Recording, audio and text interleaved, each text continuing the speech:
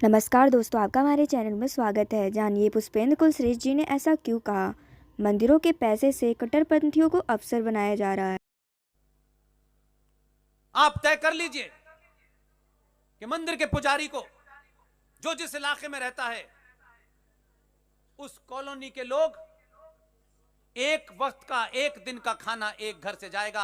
आपके यहां लौकी बनी है तो लौकी की सब्जी पंडित जी को जाएगी। आपके यहां कबाब बने हैं तो जाएगा, खीर बनी है तो जाएगा। अगर आप ये तय कर लें कि पंडित जी आपके खाने का इंतजाम हो गया है, आपकी 10 धोती का इंतजाम हो गया है, अब आप चिंता ना करें और 2 महीने तक हिंदुस्तान के किसी मंदिर में जाएं, उसमें एक पैसा न चढ़ाएं।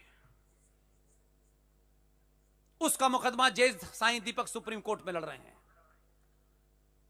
उस पैसे को जो इस देश में पागल हो गए हैं उनको जाके दे आएं, ताकि कई हजार जीडी बख्शी पैदा हो जाए, कई हजार आरएसएन पैदा हो जाए। मंदिर में चढ़ाया हुआ पैसा, आपकी आस्थाओं का पैसा भी आपके काम नहीं आ रहा है।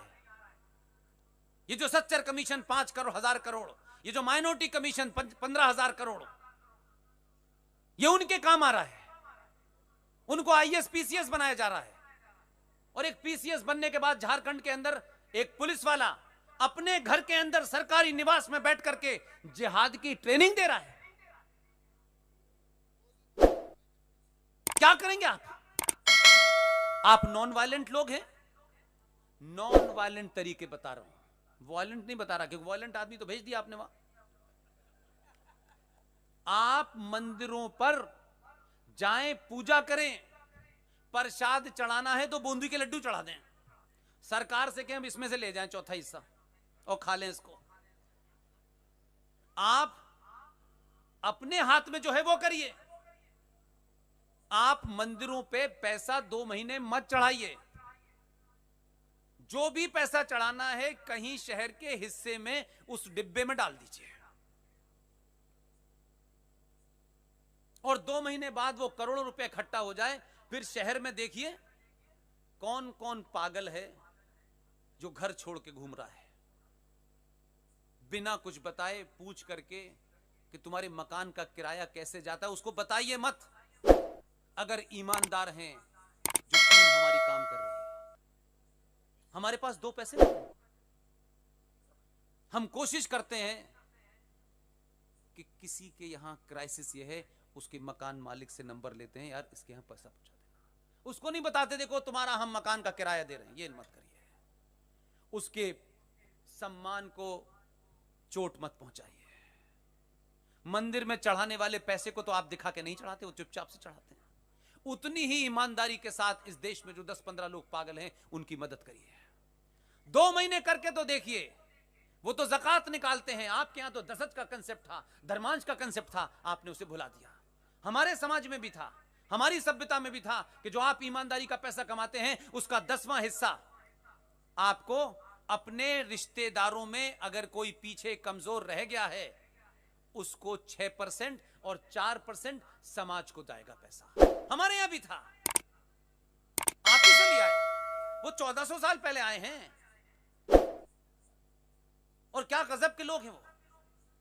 1400 साल पहले 632 में प्रॉफिट मोहम्मद की डेथ हुई, तब से इस्लाम आया, यही कह रहे हैं। मोहम्मद साहब के माता पिता की डेथ हो गई, बहुत बचपन में ये छोटे थे, अगर वो जिंदा होते तो ये ना हरकतें करते। लेकिन उनके दादा दादी ने इनको पाला। अब उनसे ये पूछ लो कि इनके दादा दादी कौन थे, तो कह यार ये बातें मत करा करो हमसे। इस्लाम जब आया 632 में तो भाई साहब उससे पहले था क्या, दादा दादी कौन थे तुम्हारे, वहीं से गड़बड़ चल रहा है तुम्हारा तो मामला। तो ये सवाल नहीं पूछते आप। इसलिए उनके यहां फंडामेंटल जो बनाए गए, इसलिए मेरी निगाह में Islam is not a religion, Islam is a political ideology to capture power, nothing more than that. इसलिए क्या है, रोजा रोजा रखिए, युद्ध में अगर खाना ना मिले तो उसकी प्रैक्टिस होनी चाहिए।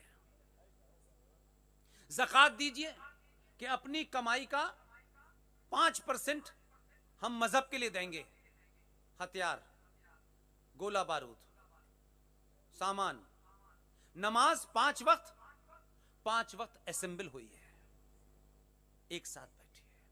मोहल्ले के क्राइसिस क्या हैं ये समझिए। जब जुमे की नमाज हो तो मोहल्ले के बाहर के 15 मोहल्लों के लोग एक साथ पढ़िए, तो उस मोहल्ले में क्या हुआ, इस मोहल्ले में क्या होगा, कहां क्या करना है उसको मिलिए। और ईद के मानने से साल में एक बार एक दूसरे के घर से सेवइयां खाइए। और ईमान की कमाई से पूरी दुनिया से मिलने के लिए हज करने चाहिए। पूरा पैटर्न यही है, उन्होंने उसे मजहब का नाम दे रखा है, इसी से चल रहा है।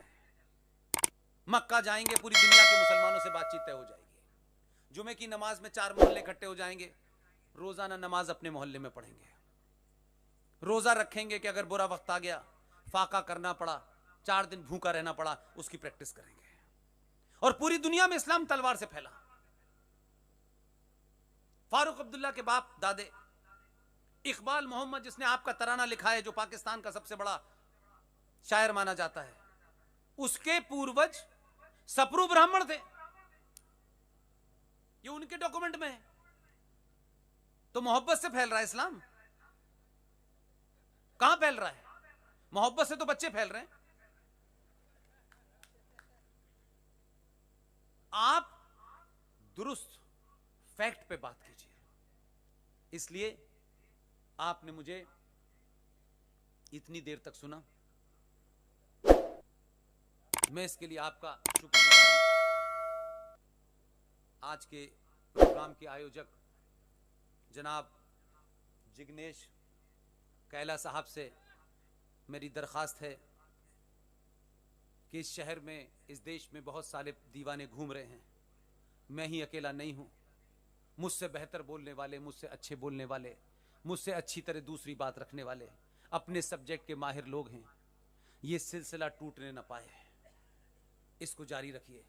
और जब तक चलाइए जब तक इस सभा में बैठने वाला एक भी आदमी जो उठ के यहां से जाए और ये कहता हुआ जाए यार टाइम मेरा बर्बाद हो गया, जब तक उसको नहीं समझ में आ जाता तब तक इस तरीके की सभाओं को करते रहिए।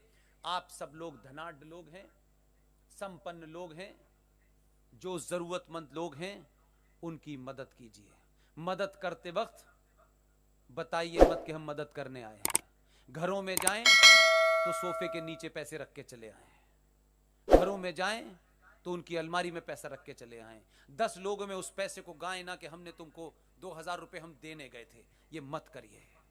जो लोग अपना घर बार छोड़ के आए हैं उनके अंदर इस ईगो की वजह से वो जिंदा हैं।